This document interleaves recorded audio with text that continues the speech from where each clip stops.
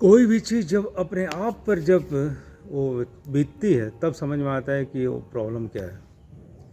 हम गांधी जी के बारे में हम लोग तो बहुत जानते हैं गांधी जी, लेकिन गांधी जी तब तक एक्टिव नहीं हुए, अंग्रेज़ों के खिलाफ़ लड़ाई नहीं लड़ा और जब तक उनको खुद इसका सामना नहीं करना पड़ा। और कहा जाता है कि जब उन्हें फर्स्ट क्लास का जब टिकट लिए थे और टीटी ने जब उन धक्के देकर बाहर निकाल दिया, तब उनको समझ में आया कि प्रॉब्लम क्या है। वो तो एक केस लड़ने साउथ अफ्रीका जा रहे थे, लेकिन उनको टीटी ने जब फर्स्ट क्लास का टिकट रहते हुए उनको बाहर निकाल दिया और अपने अधिकारों की मांग करते रहे। बोले, उन्होंने कहा कि हमारे पास तो टिकट है, लेकिन टीटी ने उनका एक भी बात नहीं माना। इसी तरह जब तक आदमी को खुद पर गुजरता है तब समझ में आता है कि प्रॉब्लम क्या है।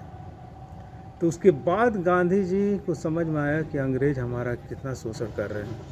पहले तो उन्होंने साउथ अफ्रीका जाकर वहाँ रंग भेद की लड़ाई लड़ी और 20 साल तक वहाँ लड़ाई लड़ा। उसके बाद अपने देश में आकर फ्रीडम मूवमेंट, स्वतंत्रता की लड़ाई लड़े थे। एक्चुअली क्या है, हम देखते हैं कि गांधी जी को कोई भी मांग रखने के लिए वो अहिंसा का सहारा लेते थे। हम समझते हैं कि नहीं, गांधी जी का तरीका सही, बहुत लोग नहीं मानते हैं, लेकिन गांधी जी कहते थे कि कोई भी चीज़ अगर हमें चाहिए तो उसकी मांग आप खुल कर रखिए, उससे डरिए मत उससे। और हम किसी को डरा कर अपनी मांग को नहीं रख सकते। तो इसीलिए अंग्रेज़ों से अपनी मांग खुल कर अपना डिमांड रखते थे कि हमारा ये मांग है, हमें ये चाहिए। लेकिन अगर हम देखते हैं कि हालांकि सारे क्रांतिकारियों का हम लोग सम्मान करते हैं, सभी का मकसद बहुत अच्छा था।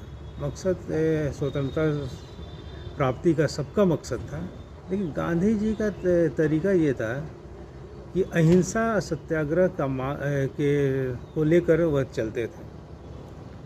ऐसे होता था कि होता क्या था कि अंग्रेज़ों को समझ में नहीं आता था कि इनके खिलाफ़ कौन सा एक्शन लिया जाए, क्योंकि वो तो हिंसा तो करते नहीं थे। अंग्रेज़ ये चाहते थे कि हिंसा हो, हिंसा को दमन करने में ज़्यादा प्रॉब्लम नहीं होता है।